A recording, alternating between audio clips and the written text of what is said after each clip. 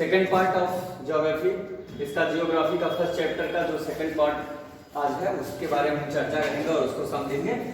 पहले वाले पार्ट में आपने रिसोर्स के बारे में बहुत सारी चीजें आपने देखा, रिसोर्स क्या होता है, रिसोर्स को हम कैसे समझते हैं, और रिसोर्स को समझने के लिए रिसोर्स का हमने इसका क्लासिफाई किया था, रिसोर्स यानी आरी, और फिर री वन सोर्स, री का मतलब होता है पुनः, एंड सोर्स का जो हमारे लिए हमेशा साधन के रूप में यूज हो, पुनः एंड पुनः, तो उसको हम बोलते हैं रिसोर्स। और रिसोर्स के बारे में मैंने बताया था कि early to bed, go to night, सुबह सोने से लेकर के और सुबह उठने से लेकर रात सोने तक के बीच में जो भी चीजें हम गुड्स यूज करते हैं, जो भी चीजें यूज करते हैं, हमारे यूजफुल में जो भी चीजें आती हैं वो होती है रिसोर्स। तो रिसोर्स के बारे में ये चीजें थी, on the basis of ownership, on the basis of origin, ये सारी चीजें उस दिन आपने पढ़ा था कि ओरिजिन के बेस पे कितने टाइप के रिसोर्स होते हैं।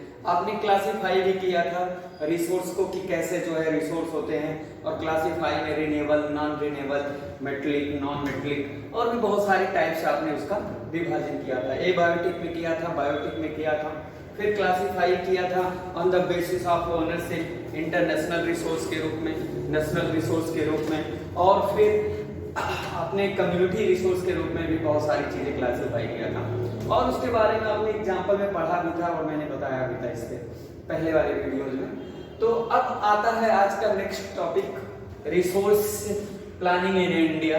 रिसोर्स प्लानिंग इन इंडिया में आपने देखा, रिसोर्स प्लानिंग इन इंडिया के हम प्लान क्यों करते हैं, एक क्वेश्चन बन जाता है यहाँ पे कि हम ये जो संसाधन है उसका, हम ये जो रिसोर्स है इसका हम प्लान क्यों करेंगे, why resource planning in India. हम इंडिया में रिसोर्स की प्लानिंग क्यों करें, जरूरत ही क्या है प्लानिंग की। तो इसका क्वेश्चन का आंसर होता है जरूरत है। जरूरत इस वजह से है रिसोर्स की प्लानिंग की क्योंकि हमारा जो देश है और हमारे देश में बहुत सारे ऐसे पर्टिकुलर रीजन है जहां पे रिसोर्स का जो डिस्ट्रीब्यूशन है वो डिस्क्रिमिनेशन के बेस पे है। मींस कह सकते हैं इसको इस आधार पर कि हमारे यहाँ जो रिसोर्स का डिस्ट्रीब्यूशन बना है वो कहीं पे रिच है, बहुत सारे ऐसे पर्टिकुलर रीजन है जो रिसोर्स के मामले में कहीं पे कोई रिच है और कहीं पे कोई पुअर है। तो इस बेस पे कोई पर्टिकुलर रिच है रिसोर्स के मामले में, लेकिन वो इकोनॉमिकली लेस डेवलपमेंट है, रिच है रिसोर्स में लेकिन लेस डेवलपमेंट है, वो अपने इकोनॉमिकली लेस डेवलपमेंट, और वो उनको नेचर ने अच्छा सा रिसोर्स दिया है। ऐसे बहुत सारे एग्जांपल हो सकते हैं और हैं भी। अगर रिसोर्स के मामले में माना जाए तो ईस्ट इंडिया, इंडिया के जो पूर्वी स्टेट हैं वो रिसोर्स के मामले में बहुत ज्यादा रिच है। उतना रिच आपका वेस्ट इंडिया, पश्चिम भारत नहीं है, नॉर्थ इंडिया उतना रिसोर्स के मामले में नहीं, लेकिन हाँ इनके कंपैरेटिव ईस्ट इंडिया में जैसे उड़ीसा हो गया, झारखंड हो गया, छत्तीसगढ़ हो गया, ये सब ऐसे स्टेट है जो रिसोर्स के मामले में बहुत रिच है, लेकिन इकोनॉमिकली डेवलपमेंट की अगर हम बात करें तो उनका रेशियो उनकी जगह पे बहुत कम आता है। तो ऐसे सिचुएशन में कोई ऐसा स्टेट है जो रिसोर्स के मामले में रिच है, कोई बहुत ज्यादा पुअर है, तो इन दोनों कंडीशन को देखने के बाद गवर्नमेंट की अथॉरिटी है और पूरे देश का एक सिस्टम है कि इसकी प्लानिंग किया जाए रिसोर्स की। जो चीजें जहां पे लेस हैं उस चीज को वहां पे एबव कराया जाए, अधिक कराया जाए, और जहां चीजें बहुत अधिक है उसको डिस्ट्रीब्यूट एमंग सभी के बीच में बराबरी से डिस्ट्रीब्यूट हो और कहीं पे कोई दिक्कतें ना हो। तो आप जान ही सकते हैं, राजस्थान को ले लिया जाए तो डेजर्ट एरिया है, पानी की समस्या है, साउथ इंडिया में पानी की समस्या, वहीं पे रिसोर्स के मामले में नॉर्थ इंडिया, उत्तर प्रदेश, बिहार, इन सब में पानी की उतनी दिक्कतें नहीं होती है। तो रिसोर्स के मामले में, पानी के मामले में ये रिच है तो वो पुअर, लेकिन वो जो रिच है जिस रिसोर्स में वो यहाँ पे नहीं, बहुत सारी ऐसी चीजें। तो why resource planning in India, इसका आंसर आपको शायद मिल गया होगा कि हम रिसोर्स की प्लानिंग क्यों करें, क्योंकि पर्टिकुलरली रीजन पूरे ऑल इंडिया में कुछ ऐसे क्षेत्र होते हैं जहाँ पे बहुत ज्यादा रिसोर्स है, कहीं पे बहुत कम है, कहीं पे बहुत रिसोर्स का जो डिस्क्रिमिनेशन है वो बहुत अंतर है। तो उनको इक्वल में बनाने के लिए हमको प्लान करने की जरूरत होती है ताकि कहीं पे कोई भी पर्टिकुलर रीजन उस चीज की कमी महसूस ना करे। इसी वजह से रिसोर्स प्लानिंग इन इंडिया की बात आती है। अब अगर रिसोर्स प्लानिंग इन इंडिया की बात आई तो इसके लिए फंडामेंटल जो कुछ बेसिक जरूरतें होती हैं और उन बेस पे हम रिसोर्स प्लानिंग इन इंडिया को आइडेंटिफाई करते हैं। सबसे पहले हम रिसोर्स को आइडेंटिफाई करते हैं, आइडेंटिफिकेशन एंड इन्वेंटरी, हम खोज करते हैं। सबसे पहले हम ये पता लगाते हैं रिसोर्स की प्लानिंग करते समय कि कहाँ पे क्या चीजें हैं, इन्वेंटरी एंड आइडेंटिफिकेशन। पहले नंबर तो उसका निशान लगाएंगे, आइडेंटिफिकेशन करेंगे यहाँ पे किस चीज की रिसोर्स है और कौन सी चीजें यहाँ पे ज्यादा हैं। इन्वेंटरी करते हैं, खोज करते हैं, खोज करने के बाद आइडेंटिफिकेशन करने के बाद हम क्लियर कर देते हैं कि यहाँ पे ये चीजों का रिसोर्स है। दूसरे नंबर पे कंडीशन आता है, दूसरे नंबर पे जो कंडीशन आता है रिसोर्स प्लानिंग करने के लिए वो है एवलविंग प्लानिंग स्ट्रक्चर्स। उसके बाद जब आइडेंटिफिकेशन हो गया कि पूरे कंट्री में कि कहाँ कहाँ पे कौन कौन सी चीजें रिसोर्स हैं, इसके लिए जरूरत होती है डेवलपिंग प्लानिंग स्ट्रक्चर। एक तरीके का स्ट्रक्चर प्लान किया जाता है कि अब ये हमको आइडेंटिफाई हो गया है, इन्वेंटरी कर दिए हैं, खोज कर दिए हैं, तो अब उस पर वो प्लानिंग स्ट्रक्चर सेटअप किया जाए। और प्लानिंग स्ट्रक्चर जब हम सेटअप करते हैं तो उसके लिए जरूरत पड़ती है टेक्नोलॉजी और स्किल की। टेक्नोलॉजी और स्किल की जरूरत पड़ती है। उस बेस पे हम उस पे कौन सी टेक्नोलॉजी उस रिसोर्स पर्टिकुलर पे जिसको हमने आइडेंटिफाई किया है, कौन सा टाइप का रिसोर्स है, उसके लिए किस टाइप की टेक्नोलॉजी लगेगी, उसके लिए कैसा स्किल लगाया जाए, उसके लिए कैसा स्ट्रक्चर तैयार किया जाए, ये सारी चीजें आती हैं दूसरे नंबर पे। तो फर्स्टली आप देख सकते हो पहले नंबर पे क्या कर सकते हैं, अगर हम कोई प्लान बनाते हैं तो सबसे पहले हमने आइडेंटिफाई किया कि कहाँ पे रिसोर्स है, इन्वेंटरी किया, खोज किया उसकी कहाँ पे ये सारी चीजें हैं। वो पहला स्टेप कंप्लीट होता है तो दूसरे स्टेप पे आते हैं किस टाइप का रिसोर्स हमने आइडेंटिफाई किया है और उस रिसोर्स के लिए किस टाइप के स्ट्रक्चर्स प्लान में हम सेटअप बनाएं, और उसके लिए टीचिंग की टेक्नोलॉजिकली तकनीकी की टेक्निक की और स्किल की और भी बहुत सारी चीजें हैं उसकी जरूरत पड़ती है कि उस बेस में पर्टिकुलरली कौन सी चीजें लगेंगी। तो developing planning structure technologically and skill base, firstly आप आइडेंटिफाई करेंगे, सेकेंडली आप उस पर प्लानिंग स्ट्रक्चर्स करेंगे, फिर थर्ड नंबर पे matching the resource development plan. जब इस पे हम टेक्नोलॉजिकली के बेस पे, तकनीकी के बेस पे उसको हम मैच कराएंगे, स्ट्रक्चर सेटअप करेंगे, फिर लास्ट में हम match the resource development plan, उसके ऊपर एक डेवलपमेंट का प्लान बनाएंगे, विकास करेंगे, मैच कराएंगे रिसोर्स को, और रिसोर्स को मैच कराने के बाद एक डेवलपमेंट प्लान बनेगा across the world, across the India. इस पे जो डेवलपमेंट प्लान होगा वो होगा आपका ओवरऑल नेशनल डेवलपमेंट प्लान। अगर ये मैच करके रिसोर्स का डेवलपमेंट प्लान बनाएंगे तो ओवरऑल नेशनल डेवलपमेंट के लिए एक क्लियर जाकर के एक स्टेप क्लियर होगा, यानी कि ये मैच कर देंगे रिसोर्स को, फिर डेवलपमेंट होगा और ये डेवलपमेंट हमारे उस नेशनल लेवल डेवलपमेंट के लिए होगा। नेशनल लेवल पर ये डेवलपमेंट प्लान सेटअप करेंगे। इस तरीके से रिसोर्स प्लानिंग इन इंडिया का ये कॉन्सेप्ट आपका क्लियर होता है कि हम रिसोर्स को प्लान क्यों करते हैं भारत में, या हमने रिसोर्स, इतना सारा रिसोर्स है तो रिसोर्स होने से मतलब नहीं है, उसका प्लान करके ऐसे जगह पे हम उसका यूज करें कि जिससे सभी का विकास हो सके ओवरऑल नेशनल डेवलपमेंट लेवल पर। जब ये नेशनल लेवल का हम प्लानिंग करेंगे तो सभी लोगों के लिए अगर प्लान करने से फायदा होगा, जितने भी भारतीय हैं उन सभी के लिए ये रिसोर्स प्लानिंग करने से फायदा होगा।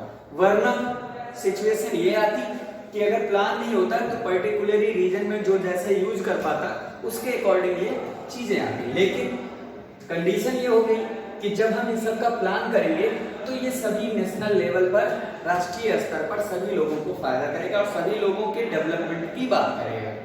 तो ऐसे सिचुएशन में आपने रिसोर्स प्लानिंग इन इंडिया समझा, और ये क्यों हो भाई रिसोर्स प्लानिंग इन इंडिया हो, इसका भी आपको जवाब मिल गया कि क्यों हो। क्यों होने का मुख्य कारण यही है कि हमारे देश में रिसोर्स का डिस्क्रिमिनेशन है, डिस्ट्रीब्यूशन ऑफ डिस्क्रिमिनेशन, यानी जो रिसोर्स का डिस्ट्रीब्यूशन है, जो वितरण है, वो बिल्कुल अलग अलग है, कहीं पे कुछ, कहीं पे कुछ, कहीं पे ज्यादा, कहीं पे कम। तो इस डिस्ट्रीब्यूशन को हम एक रेगुलर वे में और एक अच्छे ढंग से सभी लोगों को पार्टिसिपेट करा सकें, इसके लिए प्लानिंग की जरूरत होती है। इसीलिए वाई रिसोर्स प्लानिंग का आंसर है resource planning in India. And these are 3 step to systematic, ये 3 स्टेप हैं जो सिस्टमेटिक ढंग से अगर हम काम करेंगे तो डिस्ट्रीब्यूशन इसका इक्वली बहुत अच्छे से हो जाएगा। अब बात आती है दूसरी जो टॉपिक है कॉन्सेप्ट, उसको बोलते हैं कंजर्वेशन। ये बहुत महत्वपूर्ण है आपके कंजर्वेशन ऑफ रिसोर्स, रिसोर्स की कंजर्वेशन यानी रिसोर्स का संरक्षण। कंजर्वेशन को हम बोलते हैं रिसोर्स का संरक्षण, और रिसोर्स का कंजर्वेशन करना it is the most important factor of the resource. अगर हम इसका कंजर्वेशन नहीं करेंगे, रिसोर्स का कंजर्वेशन नहीं करेंगे, तो हम कभी नहीं रिसोर्स को पूरी तरीके से, हमारे लिए रिसोर्स खत्म हो जाएगा अगर हम कंजर्वेशन नहीं करेंगे, और हम आने वाले जनरेशन के लिए हमारे पास कुछ नहीं रह जाएगा, हमारी आने वाली पीढ़ी भी नहीं देख पाएगी। तो कंजर्वेशन बहुत जरूरी होता है। ये इसलिए जरूरी होता है क्योंकि रिसोर्स का इतना अधिक से शोषण होना शुरू हो गया है, रिसोर्स का इतना अधिक शोषण होने की वजह से ये बातें आने लगी कि कंजर्वेशन जरूरत है रिसोर्स का, क्योंकि जहां पे जो भी चीजें जो लोग पाए उसको उसी हिसाब से यूटिलाइजेशन, इतना ओवर यूटिलाइजेशन होने लगा कि अब बात होने लगी, जब ओवर यूटिलाइजेशन होने लगा तो इसकी वजह से इसकी कंजर्वेशन की जरूरत आ गई। तो कंजर्वेशन की जरूरत क्यों आई? क्योंकि ओवर यूटिलाइजेशन होना, और ओवर यूटिलाइजेशन होने की वजह से कंजर्वेशन की जरूरत पड़ी। और दूसरा जो सबसे बड़ा irrational consumption, irrational consumption, over utilisation, over utilisation होना, इरेशनल कंजप्शन होना, ये तो ऐसे मुख्य रीजन रहे हैं जिसकी वजह से रिसोर्स की कंजर्वेशन की जरूरत है। ओवर मतलब बहुत अधिक शोषण, आवश्यकता से कहीं ज्यादा शोषण, जिसकी वजह से अब बात होने लगी कंजर्वेशन की, उसके संरक्षण की। अगर रिसोर्स को बचाया नहीं गया, बचाने का ये मतलब बिल्कुल भी नहीं है कि आप यूज ना करो, ओवर यूटिलाइजेशन ना करो। जब ओवर यूटिलाइजेशन होता है तो वो चीजें बहुत दिनों तक, बहुत ऐसे रिसोर्स हैं जो खत्म होने वाले हैं। आपने रिन्यूएबल, नॉन रिन्यूएबल और इन सब में आपने देखा कि बहुत सारे ऐसे रिसोर्स हैं जो खत्म होने वाले हैं। अगर इनका ओवर यूटिलाइजेशन होगा तो वो आने वाले टाइम में रहेंगे ही, और जब रहेंगी नहीं तो फिर आने वाले जनरेशन के लिए हम क्या बताएंगे, वो चीजें होंगी। दूसरी महत्वपूर्ण चीज ये होती है कि अगर ओवर कंजप्शन हो रहा है, ओवर यूटिलाइजेशन हो रहा है, तो ओवर यूटिलाइजेशन का एक माध्यम है कि उसको ओवर यूटिलाइजेशन को कम किया जाए, और कम करने की वजह से, कम करने से कंजर्वेशन रिसोर्स का बचा रहेगा, और जब बचा रहेगा तो वही कंजर्वेशन ऑफ रिसोर्स है। इसके अकॉर्डिंग इरेशनल कंजप्शन है, ओवर यूटिलाइजेशन है, और तीसरा जो सबसे बड़ा फैक्टर है कंजर्वेशन ऑफ रिसोर्स का, वो होता है ओवर यूटिलाइजेशन और कंजप्शन से मैक्सिमम होता है इन्वायरमेंटल प्रॉब्लम। इन्वायरमेंटल प्रॉब्लम एक ऐसा टॉपिक है कि इन्वायरमेंटल प्रॉब्लम में बहुत सारी चीजें आ जाती हैं। इसको आप नेशनल लेवल पर भी देख सकते हैं और ग्लोबल लेवल पर भी देख सकते हैं। इन्वायरमेंटल प्रॉब्लम के अंतर्गत पूरे अर्थ पे इन्वायरमेंटल प्रॉब्लम में पूरे अर्थ पे बहुत सारी समस्याएं आने वाली है, और इसका एक कारण यही है कि रिसोर्स का ओवर यूटिलाइजेशन, ओवर कंजप्शन, जिसकी वजह से हम डेवलपमेंट की बात करते हैं, और डेवलपमेंट एक ऐसा शब्द है, विकास, जो जरूरी है, लेकिन डेवलपमेंट और इन्वायरमेंटल प्रॉब्लम में दोनों में ऐसा रिलेशन है कि जितना ही हम डेवलपमेंट करते हैं, इन्वायरमेंटल पॉल्यूशन या इन्वायरमेंटल प्रॉब्लम, उसका एक ग्राफ बन जाता है। जितना तेजी से आप डेवलपमेंट करते हैं उतनी तेजी से इन्वायरमेंटल प्रॉब्लम आती है। जरूरत इस बात की है कि अगर डेवलपमेंट आपका रेशियो बढ़ रहा है तो उसी रेशियो से इन्वायरमेंटल प्रॉब्लम भी क्रिएट हो रहे हैं, आगे बढ़ रहे हैं। डेवलपमेंट बढ़ने से इन्वायरमेंटल प्रॉब्लम भी क्रिएट हो रहे हैं। तो ऐसे सिचुएशन में जरूरत अब आ रही है। पहले यही था, हम विकास की तो बात करते हैं, लेकिन जब विकास की बात करने के बाद एनवायरमेंटल प्रॉब्लम आती है तो फिर हम उस पर भी बात करने लगते हैं। तो ऐसा तो हो नहीं सकता कि हम विकास रोक दें, ऐसा हो नहीं सकता कि हम विकास रोक दें और यानी कि डेवलपमेंट रोक दें एनवायरमेंटल प्रॉब्लम का इशू लेकर के। जरूरत इस बात की है कि एक डेवलपमेंट भी हो और एनवायरमेंटल प्रॉब्लम भी ना हो, एनवायरमेंटल प्रॉब्लम ना हो डेवलपमेंट भी हो, इस टाइप का एक डेवलपमेंट की जरूरत है। और इसके लिए एक नया शब्द आता है, उसको बोलते हैं सस्टेनेबल डेवलपमेंट। एक ऐसा डेवलपमेंट जिसको सस्टेनेबल डेवलपमेंट कहते हैं। इस टाइप का डेवलपमेंट अगर किया जाएगा तो एनवायरमेंटल डैमेज नहीं होगा और डेवलपमेंट बहुत तेजी से होगा। ऐसा विकास करें जिसमें पर्यावरण को हम प्रदूषण या पर्यावरण को नुकसान ना पहुंचाए। एनवायरमेंटल प्रॉब्लम में बहुत सारे उदाहरण है जिसको मैं बताया, जिसमें आपका ओजोन लेयर का depletion, land degradation, environmental pollution. Pollution के बहुत सारे कारण हैं, बहुत सारे स्वाइन नॉइज वाटर, बहुत सारे। तो इस तरीके से कंजर्वेशन ऑफ रिसोर्स इसलिए जरूरी है क्योंकि कंजर्वेशन ऑफ रिसोर्स से आप रिसोर्स को जब कंजर्व करोगे तो एनवायरमेंटल प्रॉब्लम जैसे ओवरकम करोगे, ये ओवरकम को बहुत लाइटली करोगे और हल्का करोगे, यानी इसके प्रभाव को, पॉल्यूशन के प्रभाव को, प्रॉब्लम एनवायरमेंटल प्रॉब्लम को भी कम करोगे। तो कंजर्वेशन बहुत जरूरी होता है और कंजर्वेशन के बहुत सारे साधन हैं। इरेशनल कंजप्शन, ओवर यूटिलाइजेशन, इन सबको कम करके हम रिसोर्स का कंजर्वेशन कर सकते हैं और एक नए डेवलपमेंट की बात कर सकते हैं जिसको बोला जाता है सस्टेनेबल डेवलपमेंट, जिसको हिंदी में बोलते हैं सतत विकास, अस्थायी विकास, सतत विकास, ये इसके नाम है। कंजर्वेशन ऑफ रिसोर्स के लिए महात्मा गांधी का एक बहुत ही फेमस सेंटेंस है जिसको उन्होंने बोला था, वो बोला था there is enough for everybody needs and not for anybody's greed. ये एग्जाम में आने वाले टॉपिक भी हो सकते हैं कि हु सेड दीज लाइन्स, ये लाइन दे देगा और पूछ लेगा हु सेड, किसने कहा, एमके गांधी, जेएल नेहरू, बहुत सारे नाम दे देंगे। तो हु सेड दीज सेंटेंस, तो देन यू टेल या then you reply M K Gandhi, these are enough for everybody needs and not for anybody's greed. इस देश में या इस जगह पे या बहुत पर्याप्त मात्रा में सभी लोगों के लिए सब कुछ है। एवरीबॉडी नीड्स, जितनी आवश्यकता है उसके लिए बहुत पर्याप्त है, एनफ है। प्रत्येक के लिए एवरीबॉडी की आवश्यकताओं के लिए एनफ है, सबके लिए नीड्स के लिए एनफ है, नीड्स के लिए एनफ है, लेकिन ग्रीड्स के लिए, लालच के लिए नहीं।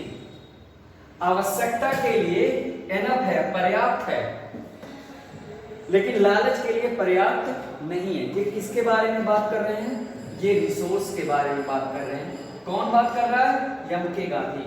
एमके गांधी रिसोर्स के बारे में बता रहे हैं, कंजर्वेशन ऑफ रिसोर्स के बारे में, कि there is enough for everybody's need and not for anybody's greed. लोगों के लिए, लोगों की आवश्यकताओं के लिए ये पर्याप्त है, लेकिन लोगों के लालच के लिए पर्याप्त नहीं है। इस तरीके से कंजर्वेशन ऑफ रिसोर्स एक ऐसा कॉन्सेप्ट है जिसको जानना चाहिए। और कंजर्वेशन ऑफ रिसोर्स हम क्या कर सकते हैं कि जितनी हमारी नीड हो उतना ही हम यूटिलाइज करें, ओवर यूटिलाइजेशन ना करें। हमारी आवश्यकताएं जितनी हो उतना ही अगर हम यूज करेंगे तो हम कंजर्वेशन ऑफ रिसोर्स कर सकते हैं, हम रिसोर्स का संरक्षण करेंगे। लेकिन अगर हम ओवर यूटिलाइजेशन कर रहे हैं तो वो कंजर्वेशन ऑफ रिसोर्स नहीं है। इस कंजर्वेशन ऑफ रिसोर्स को तोड़ने के लिए, इनको बताने के लिए डेवलपमेंट एक शब्द आता था जिसको कहते हैं कि अगर हम कंजर्वेशन ऑफ रिसोर्स करेंगे तो हम डेवलपमेंट कैसे करेंगे। उसका भी, डेवलपमेंट का भी एक कॉन्सेप्ट यहाँ पे दे दिया गया, सस्टेनेबल डेवलपमेंट, यानी एक ऐसा आप विकास करो जिसमें आप रिसोर्स को बचा भी पाओगे, एनवायरमेंटल प्रॉब्लम को आप जो है दूर भी कर पाओगे और एक अपना डेवलपमेंट भी करते रहोगे। तो ऐसे डेवलपमेंट को बोला जाता है सस्टेनेबल डेवलपमेंट, जिसके अंतर्गत क्या आता है? Development should take place without damaging environment, एक लाइन का वर्ड है, एक लाइन का सेंटेंस है, development should take place without damaging environment. Sustainable development के बारे में अगर कोई पूछे तो सिर्फ एक लाइन की बात है कि एक ऐसा डेवलपमेंट जिसमें हम बिना इन्वायरमेंट को परेशान किए, बिना इन्वायरमेंट को डैमेज किए हम ऐसे डेवलपमेंट करेंगे तो उसको बोलते हैं सस्टेनेबल डेवलपमेंट। ऐसा डेवलपमेंट जिसमें इन्वायरमेंट को कहीं से कोई प्रॉब्लम ना हो उसको बोलते हैं सस्टेनेबल डेवलपमेंट। तो सस्टेनेबल डेवलपमेंट का एक लाइन का ये वर्ड है और फिर नीचे दिया गया है उसी के बारे में कि development in the present should not compromise the fulfilment of needs of the future generation. आज के समय का जो डेवलपमेंट है उसमें हम कंप्रोमाइज नहीं कर पा रहे हैं, कंप्रोमाइज नहीं कर पा रहे हैं और अपनी आवश्यकताओं के हिसाब से अगर हम कंप्रोमाइज करें कोई दिक्कत नहीं, लेकिन हम अपनी आवश्यकताओं के हिसाब से उसको कंप्रोमाइज नहीं कर रहे हैं जो कि फ्यूचर जनरेशन के लिए बहुत खतरा है कि हम अपने आने वाले फ्यूचर जनरेशन के लिए हम वो चीजें नहीं दे पाएंगे। क्यों? क्योंकि सभी चीजें खत्म हो जाएंगी। तो सस्टेनेबल डेवलपमेंट का जो ये कॉन्सेप्ट है, जो ये अवधारणा है, जो ये टॉपिक है, उसमें सिर्फ यही चीजें आती हैं कि सस्टेनेबल डेवलपमेंट के अंतर्गत हम ऐसी बातों को बताते हैं कि जिसमें क्या होता है कि विदाउट इन्वायरमेंट डैमेज किए हुए, हम बिना पर्यावरण को डैमेज किए हुए हम डेवलपमेंट करते हैं, तो ऐसे डेवलपमेंट को सस्टेनेबल डेवलपमेंट कहते हैं। इसके लिए सबसे पहले जब सस्टेनेबल डेवलपमेंट आया तो इसके लिए रियो डे जेनेरियो एक अर्थ समिट हुआ था, आपके टॉप टेक्स्ट बुक में है। रियो डे जेनेरियो अर्थ समिट 1992 में एक बैठक हुई। रियो डे जेनेरियो कहाँ है? ये ब्राजील में है और ये ब्राजील में रियो डे जेनेरियो की एक बैठक हुई और इसी बैठक में 1992 में इस बैठक में सभी लोग आकर बैठे और उसमें से 100 हेड्स ऑफ स्टेट, 100 देशों के जो मेन हेड थे, या स्टेट का मतलब किसी छोटे से प्रांत की बात नहीं हो रही, पर्टिकुलरली किसी स्टेट की, यहाँ स्टेट की बात हो रही है तो ये नेशन की बात हो रही है। दुनिया के 100 बड़े राष्ट्राध्यक्ष, हेड ऑफ स्टेट का मतलब होता है अपने देश के जो हेड होते हैं, वो ऐसे 100 हेड्स 1992 में रियो डे जेनेरियो में आकर के मिले, बैठक हुई, यहाँ पे वो लोग बैठे।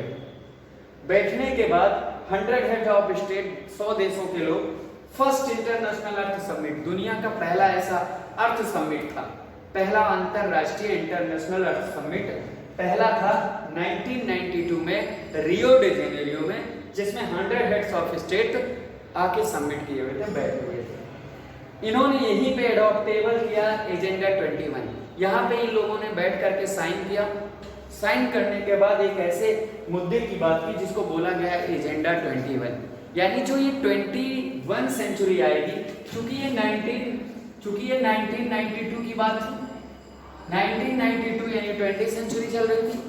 जब ये 1992 के बाद वाली सेंचुरी आती तो 21 सेंचुरी आती, उसी 21 सेंचुरी को देख करके इन्होंने एजेंडा 21 एक डिसाइड किया। इस एजेंडा का ऑब्जेक्टिव उद्देश्य था प्रोटेक्शन ऑफ इन्वायरमेंट। यहाँ पे एजेंडा 21 डिसाइड हो और एजेंडा 21 का जो अर्थ निकल के आया यहाँ पे कि 21 सेंचुरी में जितने सभी लोग हैं उनका सबका सबसे बड़ा उद्देश्य होगा, सबसे बड़ा उद्देश्य होगा कि आने वाले टाइम में वो एजेंडा 21 में जो टॉपिक्स हैं प्रोटेक्शन ऑफ इन्वायरमेंट, उस चीज को ये कंट्रोल करेंगे सभी देश मिल करके।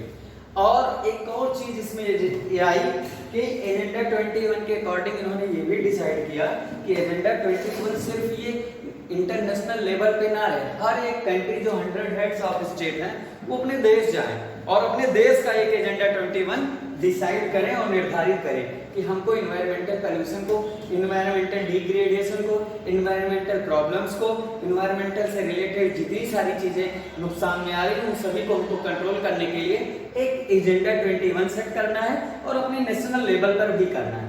इंटरनेशनल लेवल पे तो वो काम करेंगे ही और नेशनल लेवल पर भी एजेंडा 21 का बात आया। तो यहाँ पे अगर ऑब्जेक्टिव क्वेश्चंस की बात आए, वेरी सारे क्वेश्चन की बात आए, लॉन्ग की आता है, तो सभी इसमें ये होता है कि रिसोर्स प्लानिंग इन इंडिया जरूरत क्यों है, why resource planning in India. तो जरूरत आपको मैंने बताया कि बहुत सारी चीजें एक साथ हो, अगर प्लान नहीं है तो वो चीजें वैसे ढेर की तरह रहेंगी, उसको प्लान करके सभी लोगों में इक्वली डिस्ट्रीब्यूटेड अमंग, सभी लोगों के बीच में इक्वली डिस्ट्रीब्यूटेड हो, सभी लोग उस डेवलपमेंट का पार्टिसिपेट करें, उस डेवलपमेंट को, सभी लोगों के लिए वो सारी चीजें हो। तो उसके स्टेप यहाँ थे, वो मैंने बता दिया, ये शार्ट में, वेरी शार्ट में, और एक छोटे से क्वेश्चन के रूप में 3 लाइन का, 3 सेंटेंस का भी आ सकता है। Conservation of resource is the most important topic of this resource. Conservation, संरक्षण क्यों होता है, क्यों जरूरी है कंजर्वेशन? एम के गांधी ने क्या बोला, हम लालच को नहीं भरपाई कर पाएंगे, लेकिन आवश्यकताओं के लिए हमारे पास बहुत पर्याप्त है। और क्यों होता है कंजर्वेशन, क्यों करना चाहिए? क्योंकि ओवर यूटिलाइजेशन होने लगा है, इरेशनल कंजप्शन है, जिसकी वजह से एनवायरमेंटल प्रॉब्लम होते हैं। तो इन सब की वजह से हमको कंजर्वेशन करने की जरूरत होती है।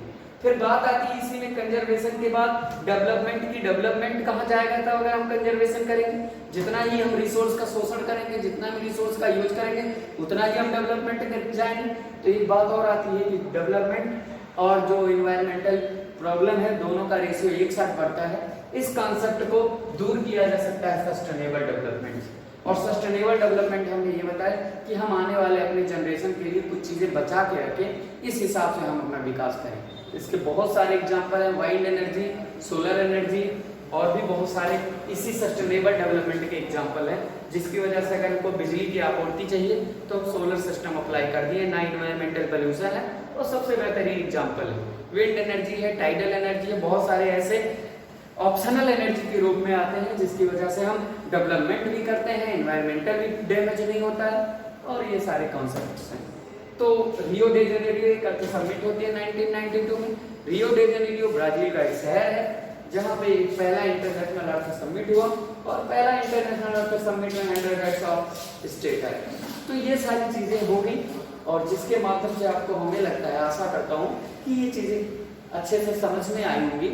और जहाँ पे नहीं आएंगी तो नेक्स्ट वीडियो में फिर हम समझा देंगे, और क्लास खुलेगा तब भी और बहुत सारी चीजें समझा देंगे। Thank you, have a nice day.